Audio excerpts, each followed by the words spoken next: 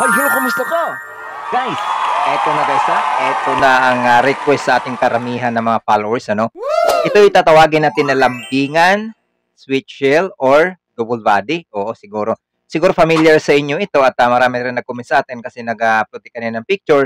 Talaga namang hinihintay nila ang recipe natin ito. Ito guys, on my own version, ano? Matagal ko nang ginagawa ito since 2000 pa, ano? Ngayon guys, dito sundan yung mabuti ang ating procedure at ang ating mga nilalagay na sukat. O titingnan natin guys ha. Ito napakasimple lang naman sa ating mga ingredients, ano? Talaga namang nabibili lang ito sa ating mga palengke. At yan ha, titingnan talaga natin.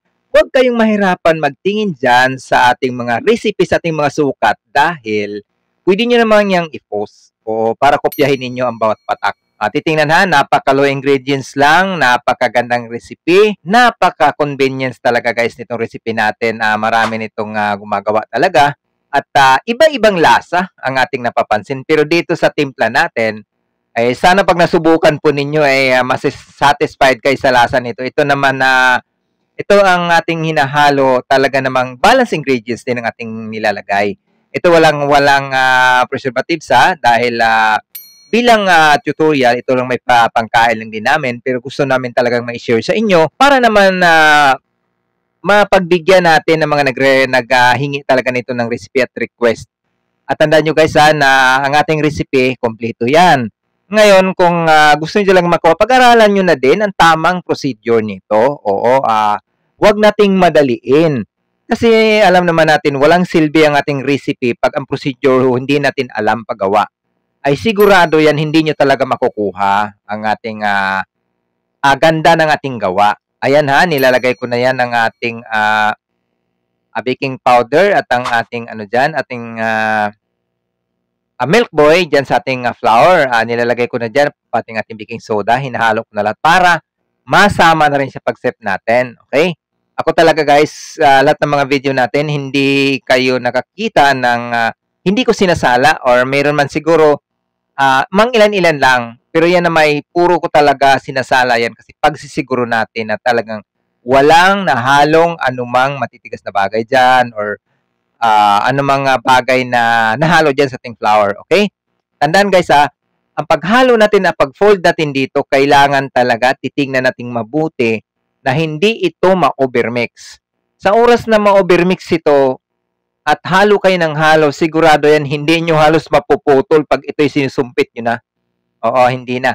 Ang gamit natin ditong tips, mamaya sabihin ko sa inyo Yan, ganyan lang paghalo ganyan lang talaga paghalo natin. Ito'y pwede nyong lagyan, ayan, hinahabol ko pa yung tubig alalay lang ang ating tubig kasi may mga gaya niyan, third glass ng ating ginagamit at may partition ako dyan na 200 grams na cake flour. Yung first class. Oo. Ngayon, titingnan natin mabuti guys na hindi pwede dyan sa timpla nating matigas. Kailan talaga siya malabnaw, malambot ang ating timpla para pag sumpit natin ay hindi ito uumbok. Oo, ay mapalatlat ang ibabaw. Kasi pag uumbok, pangit tingnan. Okay?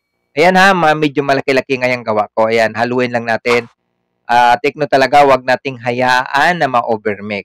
Kasi ang kalaban natin dyan, kunat. Hindi na halos mapuputol pag atin ang nilalagay sa ating sumpit at itong atin na pinipigura. Ayan. Ang gamit ko dyang rosé na tips natin, 1M. Okay? Sana meron kayo niyan. Kung wala man kahit maliit, basta depende naman sa inyo kung gaano kalaki ang inyong gagawin. Depende halimbawa kung magkano bang bintahan sa inyong lugar sa ganitong klase.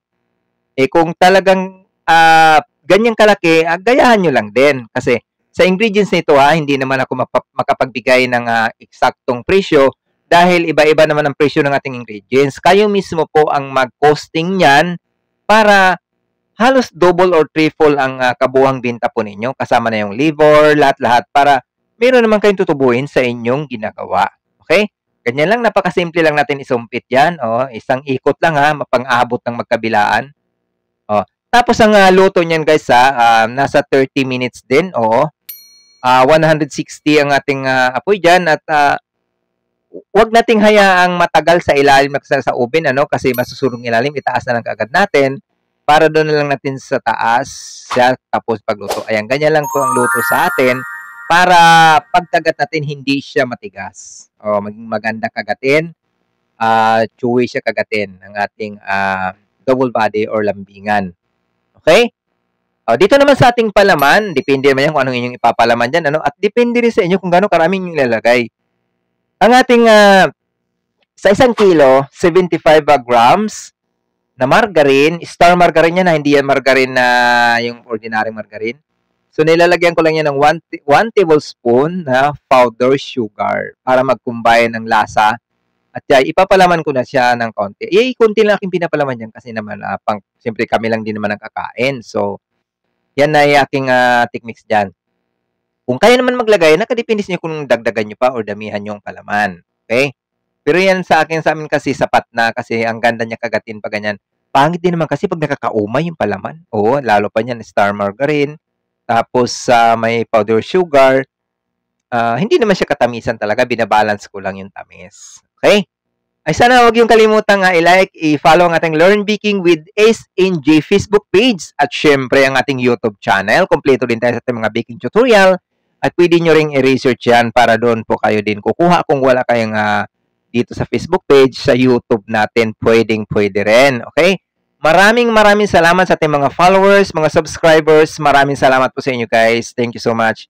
Ngayon, 31 na followers. 31K followers na tayo guys sa ating Facebook page. At running 15K followers naman sa ating YouTube. Maraming salamat sa inyo guys. Sana inyo itong magawa at matry po ninyo. At pwede naman kayo mag-send ng mga outcome po ninyo dito sa ating page. Guys, ginagawa sa iba, no? Na nagpapatunay talaga sila na legit ang ating mga recipe dyan. At yan ang signature ng Learn Baking with SNJ Baking Tutorial Recipes. Okay, maraming salamat. Kakainin natin. Okay?